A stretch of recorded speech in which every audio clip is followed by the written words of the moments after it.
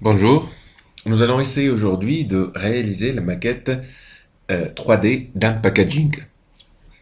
Voilà, nous avons réalisé cette maquette et nous avons rendez-vous avec le commanditaire. Nous allons lui montrer ce qu'on a fait. Donc, c'est la maquette ouverte de notre packaging.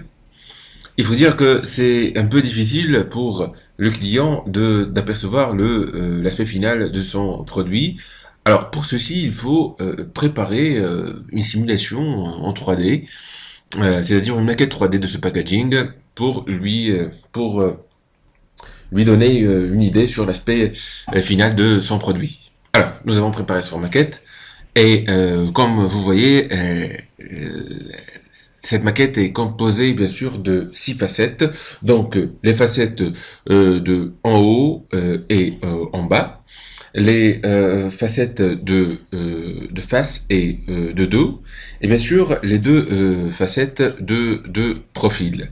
Alors pour nous, on va préparer. Bien sûr, pour le cas de cet exercice, on va préparer uniquement les 4 facettes face et les deux de profil et haut, et qui peut être aussi bas. Donc, normalement, nous préparons 6 facettes. Moi, pour le moment, je vais utiliser uniquement ces facettes qui sont ici devant vous dans l'écran. Et bien sûr, on doit prendre les mesures exactes. Donc, comme vous voyez ici, si vous jetez un coup d'œil sur la hauteur et la largeur, vous remarquez que la largeur c'est 54 mm avec une hauteur de 88 mm. Idem pour les facettes de profil, bien sûr pour la hauteur. Voilà. Bien sûr, la largeur elle change, mais la hauteur elle est la même. Ça c'est important. Pour la face en haut, donc comme vous voyez, on a une largeur de 54 mm et une hauteur de 23 mm. Toutes ces mesures ils sont importants dans le sens où on va bien sûr, lors de la création bien sûr de notre maquette 3D, surtout au niveau de la profondeur et du gabarit final du packaging. Donc nous allons essayer de... avant d'ouvrir un nouveau document dans lequel nous allons créer notre packaging en 3D, nous allons bien sûr transformer ces facettes en symboles. Donc, pour transformer chaque facette en symbole, on sélectionne la facette en question et on clique et on glisse vers le panneau symbole. Bien sûr, si le panneau symbole n'est pas affiché, vous allez dans Fenêtre et afficher symbole. Donc, une barre de dialogue apparaît. Il vous demande d'attribuer un nom à ce symbole. Donc, je vais lui donner, par exemple, le nom de face 1. Le type, c'est pas une séquence vidéo, c'est un graphique. Je vais sauvegarder tous les paramètres par défaut de cette boîte de dialogue et je vais valider. Comme vous voyez, on vient de rajouter la face 1 dans la bibliothèque des symboles. Donc, je vais faire idem pour la face 2. Voilà. Je vais donner face 2. Graphique. OK. La même chose pour face 3. Graphique. OK. Et bien sûr, la dernière face 4. Graphique. OK. Je rappelle encore une fois, normalement nous avons 6 faces. Mais pour cet exercice, je vais utiliser uniquement 4 facettes plutôt. Donc, bien sûr, je veux créer uniquement une palette de symboles unique pour les facettes de ce packaging. Donc, je vais essayer d'enlever tous les autres symboles qui n'ont rien à voir avec mon packaging. Donc, je sélectionne le symbole, je clique, je glisse vers la corbeille. Voilà, c'est bon. Et si dans cette icône, donc menu bibliothèque de symboles, je clique dessus et bien sûr j'ai utilisateur les différentes bibliothèques qui composent mes symboles. Alors pour moi, je veux enregistrer cette bibliothèque. Je vais donc dans ce menu et je vais enregistrer la bibliothèque de symboles. Donc facette packaging. Voilà, la facette packaging. Bien sûr, vous pouvez changer le nom. Pour moi, c'est facette packaging. Voilà. Je vais enregistrer. Voilà, c'est bon. Maintenant, je vais ouvrir un nouveau document. Donc, fichier, nouveau document. Je vais choisir A3. L'orientation paysage. OK. Voilà. Donc, comme vous voyez, avec le nouveau document, je ne trouve pas les symboles ou la bibliothèque facette packaging que je viens de créer dans notre document. Donc, qu'est-ce qu'il faut faire? Je vais dans le menu bibliothèque de symboles et vous remarquez maintenant, utilisateur, elle n'est plus grisée. Vous remarquez qu'il y a facette packaging. Je clique dessus et voilà ma facette packaging. Alors, en cliquant, je rajoute, bien sûr, en cliquant dessus, je rajoute, comme vous voyez, je rajoute les différentes facettes packaging dans la bibliothèque de symboles du nouveau document. Maintenant, j'en ai plus besoin. Je cache ce panneau des symboles de la facette de mon packaging et je commencerai par créer un rectangle qui a les mêmes dimensions, je répéterai bien, qui a les mêmes dimensions que ce rectangle-là qui forme la face de notre packaging. Alors, ce document, bien sûr,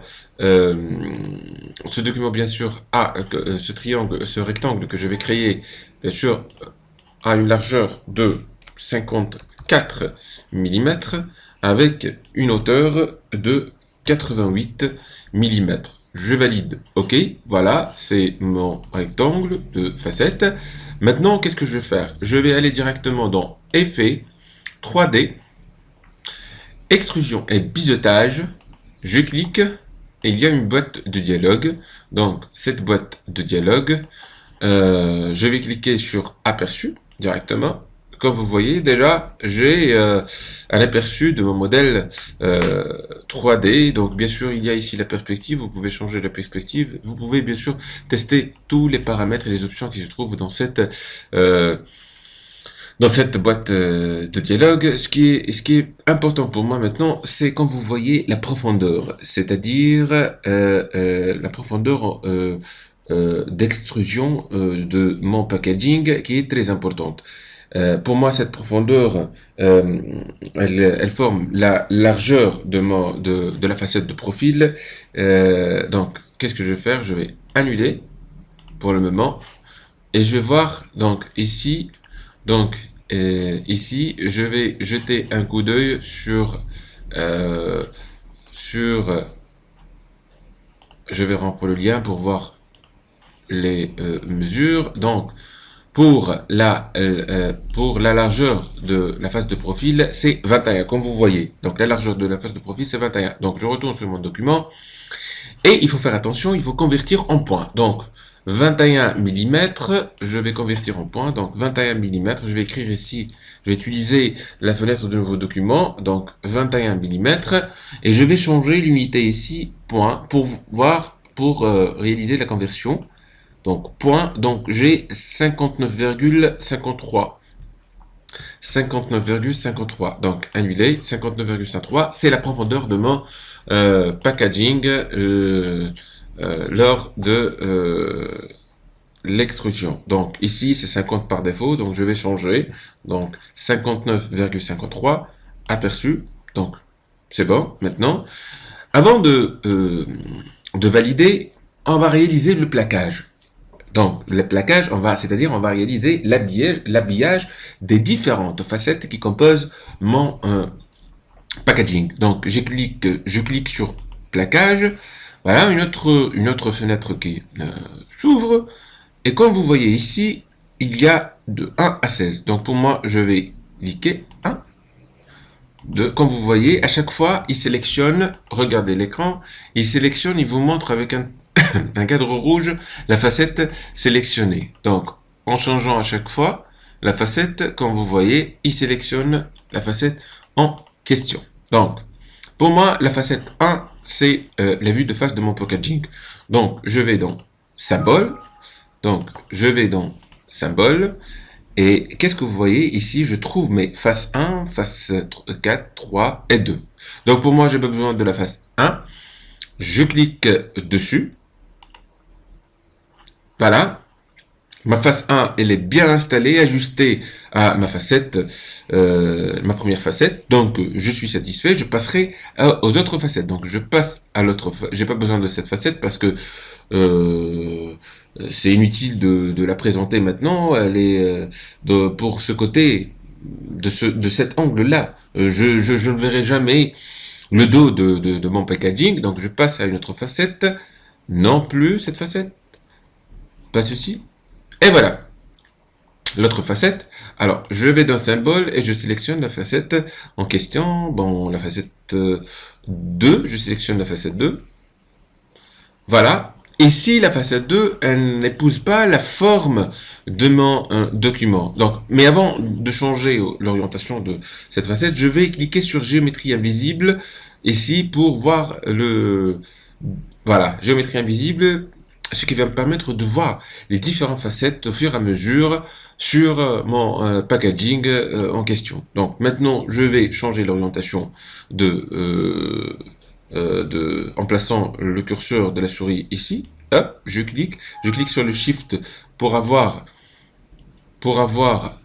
un changement de l'orientation exacte. Voilà, c'est bon, je pense que c'est bon maintenant. Je vais passer maintenant à l'autre facette, la facette en haut. Donc face, je vais donc dans face 4. Voilà, je clique, donc face 4. Donc c'est bien, elle est ajustée. Donc si elle n'est pas ajustée, vous pouvez changer et déplacer ses poignets, bien sûr, hein, pour réajuster à la facette de votre packaging. Si je suis satisfait, je vais valider. Bien sûr, pour cette vue, je vais valider encore une fois, tout en sachant que je peux ici changer, hein, je peux aussi changer l'orientation, hein, de l'angle de vue de mon document, ce qui est intéressant. Donc, voilà. Voilà. Donc, pour moi, je vais sauvegarder cette vue. Je vais valider. OK. Voilà, donc beaucoup d'entre vous, peut-être, ils vont maintenant sélectionner le modèle, ils vont essayer de changer l'orientation, mais regardez qu'est-ce qui va se passer. Il y a un problème, on ne peut pas manipuler comme ça notre packaging, parce que si on a besoin de changer l'orientation ou d'appliquer quoi que ce soit pour le modifier, on a besoin de retourner vers l'expression et biseautage. Donc, je vais annuler. CTRL Z, CMDZ pour les utilisateurs de Macintosh. Si je retournais faire un changement, je vais dans le panneau Aspect. Alors, dans le panneau Aspect, je trouverai ici Extrusion et biseautage 3D. Donc, je clique dessus. Voilà. Je retourne directement aux options d'extrusion et de biseautage 3D. Je coche aperçu. Voilà, j'ai mon modèle et je refais la même chose. Hein. Je choisis l'angle adéquat. Voilà, c'est bien. Donc, je valide maintenant. Et à la fin, si j'ai bien fini, donc ici, je peux aller dans Objet, décomposer l'aspect et Objet, décomposer encore une fois. Décomposer, bien sûr, une boîte de dialogue qui s'affiche. Je vais décomposer le fond. Voilà, maintenant je peux agrandir mon document, mon packaging, je peux changer l'orientation, il n'y a pas de problème.